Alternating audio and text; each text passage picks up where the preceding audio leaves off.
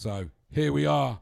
It is the junior final for the Rotax Max Euro Challenge. We've had the 60-second horn. Everybody's getting ready. The engines aren't quite fired up and ready just yet, but my goodness, those drivers are. They are going to be released onto the circuit to do their 2 formation laps, come round and make sure that they're all lined up properly, not trying to make any kind of jump start. And then they will be released for their 16-lap race after the 2 formations. 20 racing laps, and if the previous races are anything to go by, they're going to be racing all the way till the end of this as well. And whilst it might be considerably longer than the other races, I bet it will still go incredibly quick. And they've got to make a stand as quickly as they can, but they've got plenty of time. There we go. The engines are fired up, the karts are fired up, and they're pulling away. And we're now on to our warm-up lap for this. So here is the grid for the final for the Rotax Junior class here at Castelletto. On pole position after the win in the pre-final, it's Axel Charpentier with Mark Kimber alongside, who started that race in pole position. Row 2, Glenn Van Berlo and Ollie Caldwell. Row 3, Adam Smalley, the Winter Cup winner, and Lucas Dunaire, who came through making up loads of positions after an unfortunate day yesterday. 4th row, Tamino Bergmeyer and Tom Canning. Row 5, Chao Zhou and Connor McCarthy. Row 6, Hugo Anderson and Titus Shanghai Schmidli. On the 7th row is Killian Meyer and Sebastian Essner. Row 8 is Max Pilker and Jason Ferrati. Max Pilker making up a lot of positions after having to do the second chance heat after an unfortunate day yesterday, but he's got himself up onto row 8. 9th row is Enzo Valent and Laszlo Toth. Row 10, Laurie Lepper and John Nomblo. 11th row, Pepin Krajefeld and Pietro Wisnicki. 12th row, as the karts go screaming by and drowning me out there, Matteo Kaprasic and Antoine Perceval. 13th row, Daniel Netiagovsky and Ruben Del Sart. Row 14, Kamniok Artsemi and Andre Walter. 15th row, Jimmy Hannes and Dirk Seefried. He had an unfortunate pre-final, so expect to see him working his way through. 16th row, Madeline Radney and Phil Durr. And on the 17th row, local lad Lorenzo Ferrari and Joe Phillips in kart 31. So that is your 34 starters for this, the final for the Rotax Junior class here in Castelletto at the Sette Laghi circuit. That's 7 lakes, because we got some beautiful lakes around here. It's in the Lombardia region of Italy, which includes Milan as its capital. No one cares about that because it's now race time as they get themselves into the corridors. They get themselves slowed right down. They've done it nice and early this time as they're going around the first of the 2 hairpins towards the end of the lap, turn 9. They're now into the left-hander of turn 10. The marshals will be stood on the track, slowing them down, making sure they are in control, making sure they are in position as they come down towards the next set of marshals with the yellow flag showing. Just keeping everybody in order, making sure everybody's behaving. They move out of the way, which is just as well. As they come round the penultimate corner, there'll be another official just moving out of the way now after happy that they're in the corridors. Down the corner to take the lights, another official telling them to slow down. And here we go, and the lights are indeed out for this 16-lap race. Axel Charpentier has the inside line, and it looked like a slight bit of contact with Mark Kimber, but nothing too extreme. But as he was intended to do, Glenn Van Berlo jumped through and takes second. In fact, Adam Smalley is up to 3rd, Mark Kimber to 4th, but fear not, because that happened rather similarly in the in the pre-final, and Mark Kimber was able to fight brilliantly through towards the front again. But Axel Charpentier has the lead at the moment, with Glenn Van Berlo in 49 just behind him, and then Adam Smalley. So basically that's the odd numbers in 1, 2 and 3 from the grid that have managed to take advantage of that inside line. Mark Kimber's then sat there in that 4th position, and the only one who's really breaking clear at the moment from this gaggle is Axel Charpentier in the lead, but we've seen this happen time and time again and then suddenly disappear. And you've then got Tamino Bergmeyer up in the heat of battle yet again, and we got a challenge. I thought Adam Smalley was looking to make a move, and that's potentially cost him at least 1 position, maybe even 2. Bergmeyer's not able to get past, but Mark Kimber has jumped past Adam Smalley in the 25 car. So Mark Kimber is back up 1 of those positions he wanted. He's up into 3rd, and in fact it looks like he's carrying some great speed down that straight. Not quite enough to get up the inside of Glenn Van Berlo. Glenn Van Berlo made sure there was no space for Mark Kimber to move up the inside. All the while, Axel Charpentier just stretching his legs ever so slightly towards the front. Glenn Van Berlo is not going to want him to get away. Mark Kimber even less so.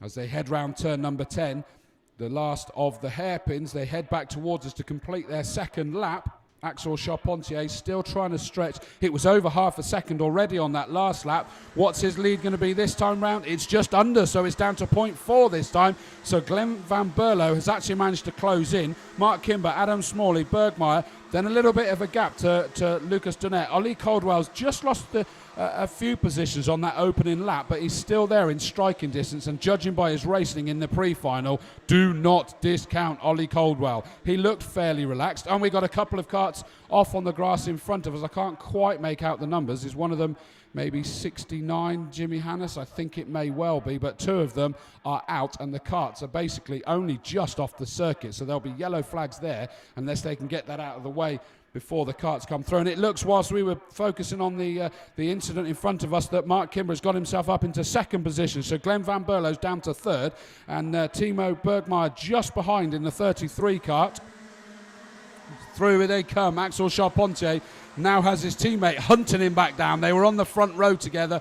Oh, and we've got contact there, as it looked like Glenn Van Berlo was trying to make a move for second, and he just tapped ever so slightly Mark Kimber, that not only lost him that position, but it looks like he's also been followed through by Tamino Bergmeyer. 33 is now up there as well. So Mark Kimber back down to fifth again. Is it? No, fourth position, but he's already made up one of those. He was not hanging around, straight up the inside of Bergmeyer, and as we so often see with Restaurant Corner, that's cost Bergmeyer another position. Adam Smalley's through, and yet again another position. Lucas Donner's managed to force his way through, and is that Ollie Caldwell, I think, has managed to go through as well. So that Restaurant Corner is really a delightful corner, or your worst nightmare.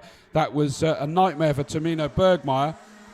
He's managed to hold off Ollie Caldwell at the moment, so Ollie Caldwell sits there in 8th position. Bergmeyer down to 7th. Canning is the one that's up to 6th position. My apologies, I got the kart slightly wrong. They're in the same colours, but it's actually Tom Canning that's moved himself up into 6th position. Now, what is Mark Kimber going to be able to do? He's got Adam Smalley trying to close in on the 25 kart, the Winter Cup winner, desperately trying to reel the number 7 kart of Mark Kimber in. But what do we got? Quite a gap in front of them at the moment. It's kind of fanned out. Axel Charpentier had a lead of just over half a second again last time round as they completed 4 laps. And that's kind of still there, but Glenn Van Berlo has now got fresh air behind him, so he's able to just focus forward on the number 88 car, the leader, Axel Charpentier, as they go through and complete 5 laps. Remember, it's a 16-lap race, so we've still got an awfully long way to go yet. But they aren't hanging around to try and make their moves, are they? Mark Kimber sat there in 3rd, but he's seen himself go from 4th to 2nd, so he cannot be panicking yet with so much of this race left to go. We've still got 11 laps of this race left to go, so there's so much of this story yet to be written. Axel Charpentier, Glenn Van Berlo, Mark Kimber, Adam Smalley, Lucas Donner, Tom Canning, Tamino Bergmeyer, Ollie Caldwell, Conor McCarthy's made up a position in 9th. Meyer's actually moved up to 10th position. That's a 3-position gain for him, so well done to Killian Meyer. He did look rather relaxed when he was on there. He's such a cheeky chap normally, so you could tell he was focused by him not saying much to me on the microphone. I think it was payback time. But here comes our leader to complete 6 laps now. Still Axel Charpentier just controlling this race at the moment from the front. He's not having to back anyone into the pack or anything at this stage. He's just focusing on his own race. He arrived here as championship leader with a pre-final and final win in Genk. Is he going to keep going with that domination? He's done the pre-final already. Can he do the final? We've still got so long to go before we can work that one out. But Glenn Van Berlo in 2nd place is desperately trying to chase him down. Mark Kimber still sat there sort of like a silent assassin at the moment. He's not been dropped off. Oh, and we got a challenge there. Bergmeyer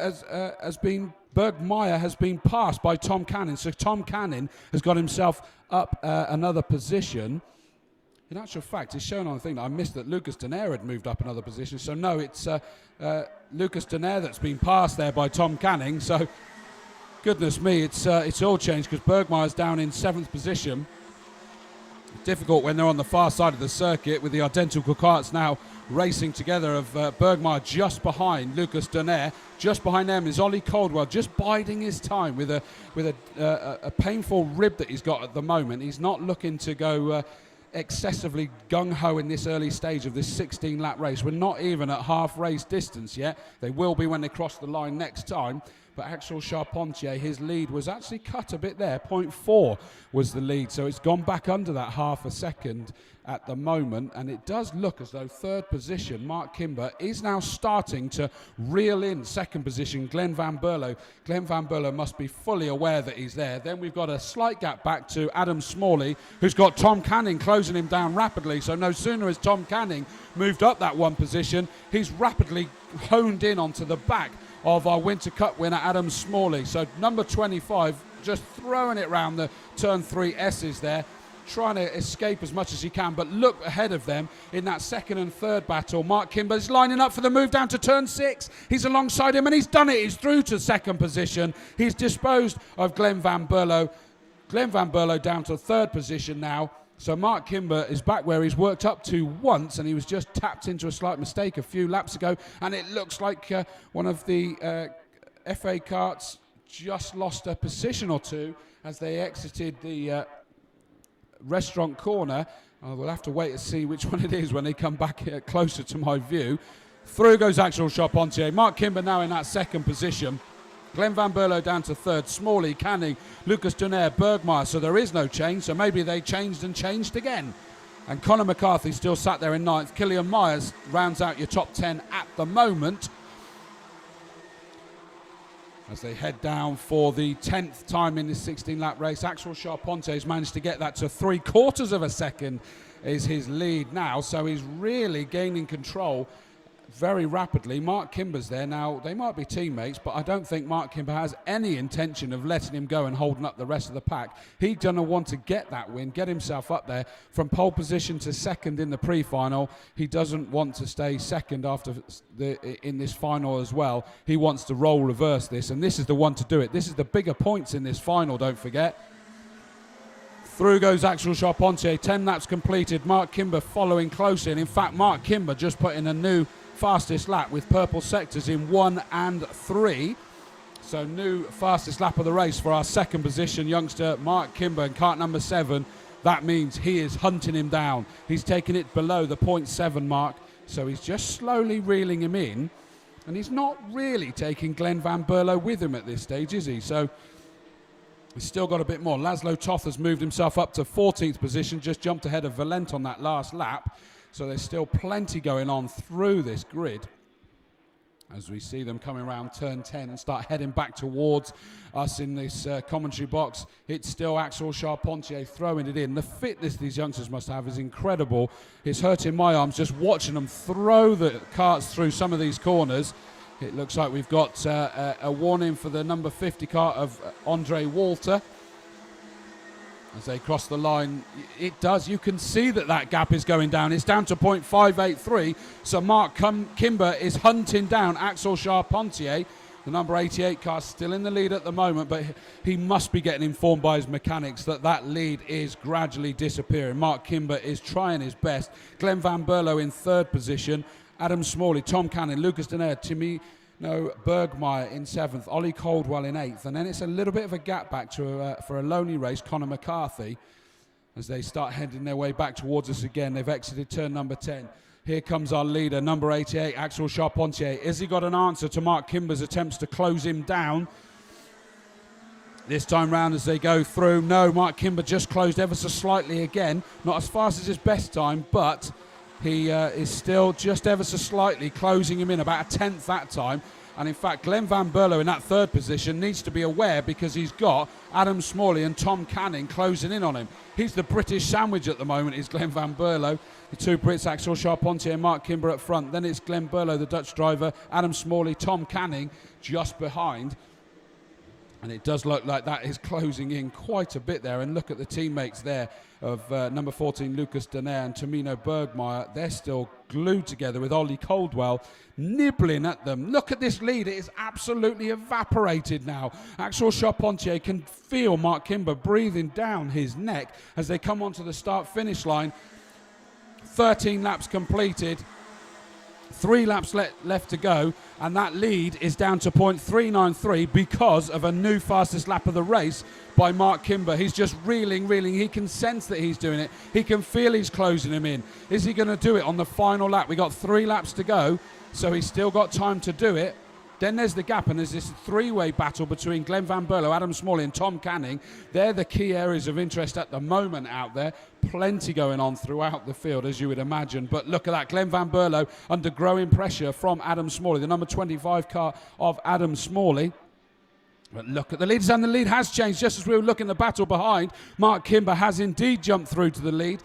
I thought that he was going to wait maybe another lap or two, but he's reeled him in over the course of these last few laps, and he's jumped his way through there. I would imagine that he's done that down at Restaurant Corner, and a fabulous move. Hence, I wouldn't have seen it because that's out of my eyesight, unfortunately, here in the commentary box. But he's jumped up. Glenn Van Berlo still holding off Adam Smalley and Tom Canning. Then it's another 3-way battle, as we've been calling. Lucas Denaire, Bergmeyer and Ollie Caldwell. But disappearing down the stretch for the penultimate time, it is now Mark Kimber that's worked so hard to get himself up there into the lead. This will give him the biggest haul of the points for the victory, so Axel Charpentier is not going to want to let it go. You could see the focus Axel had as he was sat on the grid waiting to put his helmet on. He had his head down, his hands just covering the sun from him so he could focus. He certainly needs to focus to try and overhaul Mark Kimber now. The number 7 car is still in the lead. Big gap back to 3rd position. Still, Glenn Van Berlo is valiantly holding off the 2 Brits there of Adam Smalley and Tom Canning. I suspect that one of those may be looking to make a move very soon. And in fact, that 3-car battle behind them is also starting to close in. It's Lucas Denaire in 14th, just holding up to Mino Bergmeyer, with Ollie Caldwell really in hot pursuit there. As the leaders disappear for the final time down into Restaurant Corner, it doesn't look like Axel's close enough to make a move at this stage. So number 7, Mark Kimber, comes back towards us, towards the right-hander, turn number 9. Then he's got just literally 3 corners left. Mark Kimber, number 7, is going to take it through the left-hander of turn number 10. Just 11 and 12 left to do. A left-right onto the start-finish line. Is he going to be able to hold on to it to take this victory? A very hard-fought victory. And through he comes to take the checkered flag, and a wonderfully worked victory. No wonder he's got 2 fingers in the air. Second was Axel Charpentier. And holding on to that 4th position, 3rd position, sorry, was Van Berlo. So Glenn held on to 3rd. Adam Smalley, Tom Canning, Lucas Denaire. Ollie Caldwell managed to get ahead of Bergmeyer to take 7th position in that final lap. Conor McCarthy in 8th, Killian Meyer in 10th.